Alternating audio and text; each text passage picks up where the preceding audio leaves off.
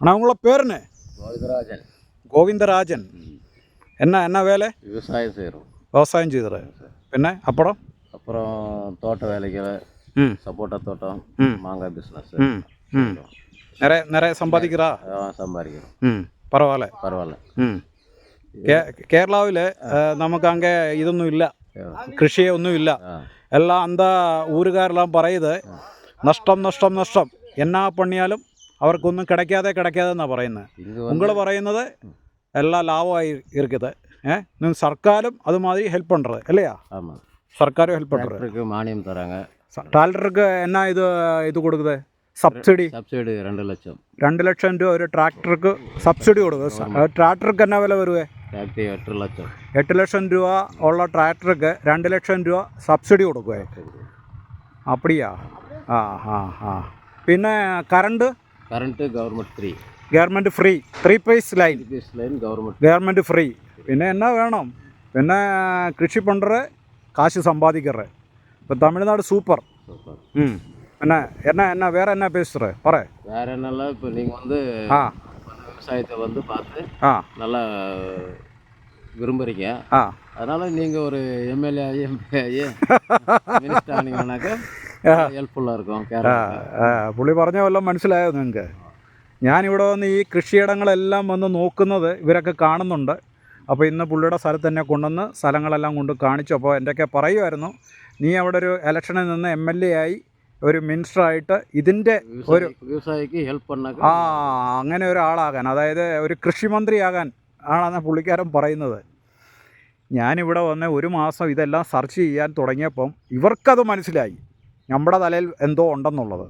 പക്ഷേ വർഷങ്ങളായിട്ട് ഞാൻ കേരളത്തിലെ ഇതേ വേല പണ്ടറേ അന്ത ജനങ്ങളെല്ലാം കൂട്ടുപിടിച്ച് കേരള എപ്പടി നല്ല രീതി കൊണ്ടുവരണമെന്ന് ഞാൻ യോജിച്ച് ഞാനിത് അങ്ങെയെല്ലാം വേല പണ്ടറേ. அந்த ആൾക്കാർക്കൊന്നും தெரியாம കാര്യമേ உங்களுக்கு തിരിഞ്ഞ്. നന്ദി, വണക്കം. ഓക്കെ. ഇത്രയും സ്ഥലത്ത് ഇവർ ചെയ്തിരിക്കുന്ന കൃഷി കണ്ടോ? തക്കാളി, നല്ല അടിപൊളി തക്കാളി. വന്നിട്ട് ഇതന്നെ കൃഷി. ഇതന്നെ പാവക്ക. ഇത് കൊടലങ്കായി. ഇത് അമരക്കായ്. തക്കാളി. ഇത് കത്രിക്ക. വന്ന ഒരു എവിടെ സെൻറ്റ് സ്ഥലം വരും? ഒരു 10 സെൻറ്റാ? 10 വരാത്, ഒരു 6-7 സെൻറ്റേ ഉള്ളൂ. 6-7 സെൻറ്റിൻ്റെ അകത്ത് ഇവരൊരു 15 ഐറ്റം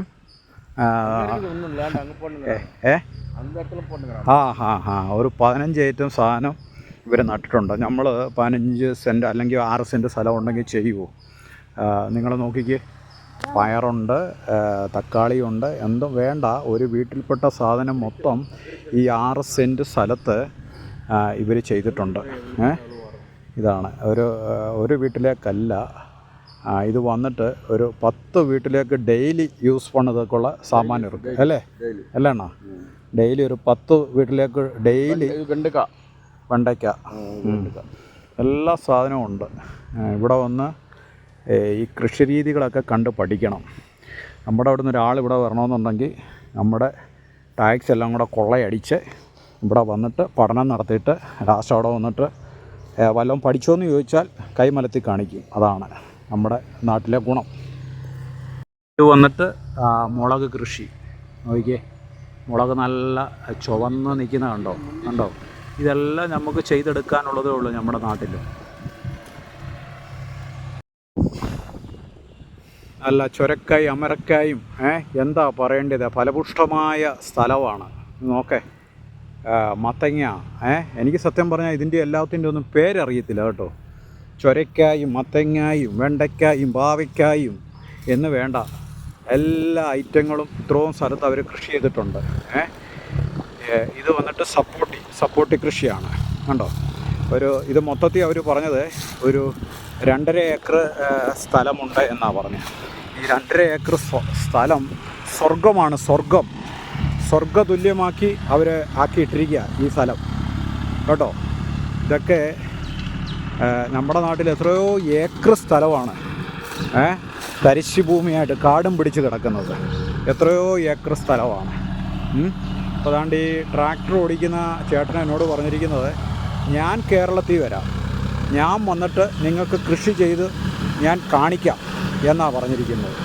എൻ്റെയൊക്കെ പറഞ്ഞു, എന്നെ വിളിച്ചാൽ മതി, ഞാൻ വന്ന് ഞാൻ എപ്പോഴും ഇവിടുത്തെ ഓരോ കൃഷി സ്ഥലങ്ങളിലൂടെ കയറി ഇറങ്ങി ഇതിങ്ങനെ പഠിച്ചുകൊണ്ടിരിക്കുക. ഓരോ കൃഷി രീതികളും ഞാനിങ്ങനെ പഠിക്കുകയാണ്. അപ്പോൾ ഇവരെന്നെ ശ്രദ്ധിക്കുന്നുണ്ട് ഞാനിങ്ങനെ പോകുന്നതൊക്കെ.